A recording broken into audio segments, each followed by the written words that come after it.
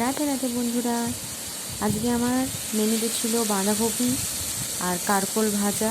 রান্না টান্না হয়ে তারপরে আমি গ্যাসটা পরিষ্কার করে নিলাম, কেন আমি রান্না করার পরেই সঙ্গে সঙ্গে গ্যাস, রান্নাঘর সমস্ত কিছু আগে পরিষ্কার করে নিই, তারপরেই আমি খেতে বসি।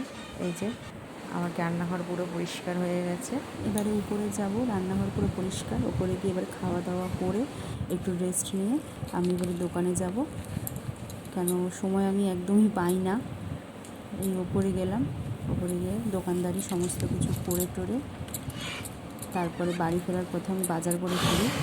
এই যে একটা মুদিখানার দোকানে আমি রোজই যাই, রোজ রাত্রেবেলা দোকান বন্ধ করে মুদিখানার দোকানে যাই।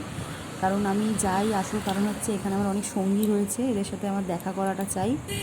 তাদেরকে কিছু খাবার দিয়ে তারপরে আমি বাড়ি ফিরি। কিছু কিনলাম, সোয়াবিন, আলু, কিছু মশলাপাতি কিনে এবার বাড়ির পথে রওনা দিচ্ছি।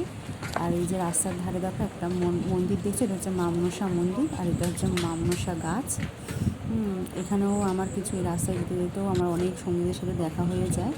নাও বন্ধুরা, এবার আমি বাড়ি চলে যাব। বাড়ি চলে এসে এই যে আমার সোনাদেরকে নিয়ে আমি বললাম এদেরকে আস্তে আস্তে হাতে ধরে এখন খাওয়ানো, কারণ দেখো সবে মায়ের দুধ ছেড়েছে, এখন এরা নিজেরা শাক পাতাও খেতে পারে না, তো অল্প অল্প শাক তাদের হাতে ধরে খাওয়াতে হয়। রাধে রাধে বন্ধুরা।